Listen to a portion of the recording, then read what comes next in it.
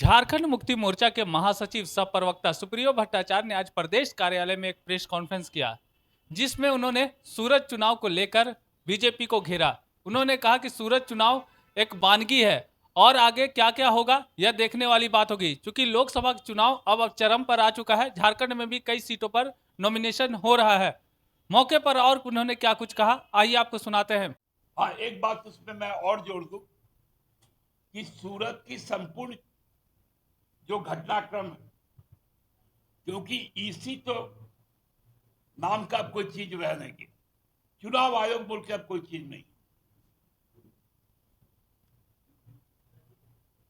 दादा, आपके विधायक हैं चमरा लिंडा को आज नॉमिनेशन कर दिए हैं, क्या मतलब गठबंधन में तो सुखदेव भगत उम्मीदवार बने? सन्नी जी, नॉमिनेशन हर कोई कर सकता है, आप भी जाके कर सकते हैं किसी सीट पर, केवल वो रिजर्व नहीं होना चाहिए। नहीं, हम गठबंधन के विधायक हैं। अभी विड्रॉल का भी तो डेट है दोनों के लिए। लेकिन आप जब इतनी मजबूती से बात कर रहे हैं लड़ाई के लिए नरेंद्र मोदी की सरकार से बीजेपी से, और आपका जो सिपाही है आप ही का बात नहीं सुन रहा है, तो किस तरीके से आप लड़ाई लड़ेंगे? संजय जी, बहुत सारे तकनीकी चीजें हैं, नॉमिनेशन किए हैं, विड्रॉल का डेट बाकी है। तो आप ये बोल रहे हैं कि नामांकन को वापस ले लेंगे? यदि ले भी तो सकते हैं आपको भरोसा है कि वो वापस ले जी, अन्यथा जो पार्टी का नियम है उस नियम को फॉलो किया जाएगा। जब सूरत इसके लिए उम्मीदवार के नाम की घोषणा कर रहे हैं बहुत जल्द। सुप्रियो दा, सूरत में जो आप बता रहे हैं जो महाराष्ट्र स्केल हुआ उसके खिलाफ गठबंधन इलेक्शन कमीशन जाएगा। इलेक्शन कमीशन ऑलरेडी गया, लेकिन वो तो उसी बात को सुनता है जो मोदी कहते हैं।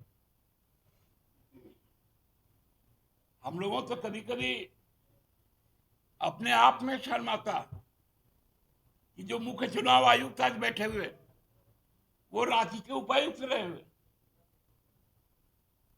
अब तो किसी को जाके बोल भी नहीं सकता कि मेरा उपायुक्त इतना लाचार था।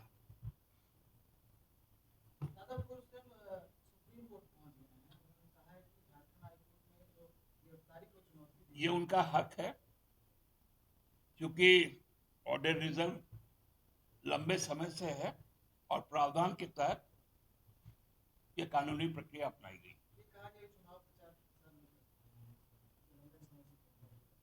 अरे बाबा, आप बेसिक बात को समझे नहीं। हम बोल रहे ये उनका लीगल राइट है जिसका उन्होंने एक्सरसाइज किया। सर, ये मुख्यमंत्री है, उन पर कोई भ्रष्टाचार का आरोप नहीं है, और दूसरी तरफ जो चेहरा है वो भ्रष्टाचार के ही मामले में जेल में। यदि तीनों पूर्व मुख्यमंत्री पे भ्रष्टाचार के कोई आरोप नहीं रहते तो कोई कहीं का राज्यपाल बनने का उम्र वाला नहीं हुआ था।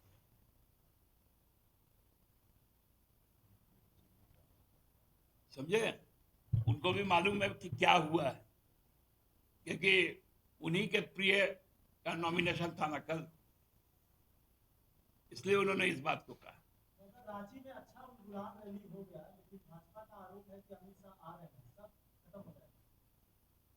अमित शाह गांव में जा रहे हैं सिमडेगा, सब इनका गुलाम जो हुआ है सब खत्म हो जाएगा। बुझाएगा ना, 5,000 से ज्यादा टप के दिखा दे।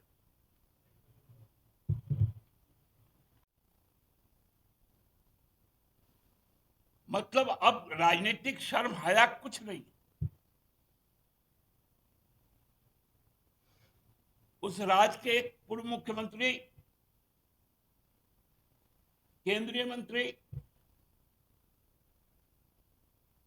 क्षत्रिय समाज के संबंध में जिस भाषा का प्रयोग कर रहे हैं, वही समाज का एक कद्दावर नेता कल खूंटी में भी आए थे और उन्होंने खूंटी में अपनी पराजय को स्वीकार करते हुए कहा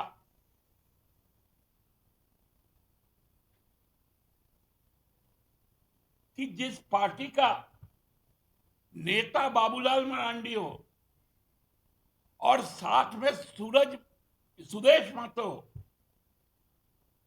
उस पार्टी को कौन हरा सकता है अर्जुन मुंडा को? मतलब अर्जुन मुंडा की हार का स्वीकार उन्होंने कल खूंटी में किया, क्योंकि जानते थे कि 14 से 45 वोट से जीते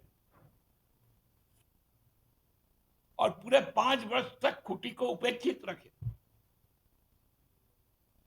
केवल प्रधानमंत्री का कार्यक्रम 3 बार हुआ, उसके अलावा खूंटी में हुआ और क्या?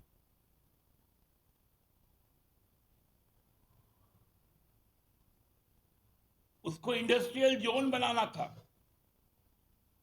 स्पेशल इकोनॉमिक जोन बनाना था, वो कहां गया?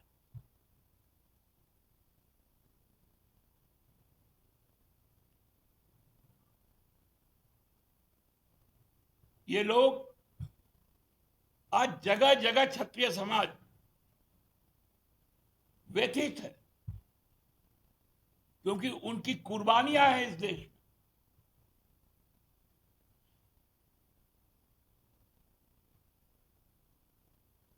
उनके लोग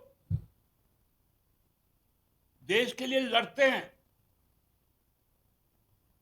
उनके नाम पर एक पूरा का पूरा फौज का एक सेक्शन है राजपूत ब्रिगेड, राजपूत राइफल्स। आप उस समाज को गाली दे रहे हैं। हम लोग तो शुरुआती दिनों में जब इस चुनाव को देख रहे थे तो हम लोगों को लग रहा था कि ये अंतिम चुनाव है, ये अंतिम चुनाव संविधान बचाने का है, यह अंतिम चुनाव लोकतंत्र बचाने का है, यह अंतिम चुनाव बेरोजगारी के खिलाफ है, महंगाई के खिलाफ है। लेकिन अब तो लगता है प्रधानमंत्री जी के बातों से यह चुनाव देश विभाजन को रोकने के लिए भी है। जो भाषा वो इस्तेमाल कर रहे हैं, धन को जिस प्रकार से इस्तेमाल कर रहे हैं, जाति को जिस प्रकार से इस्तेमाल कर रहे हैं,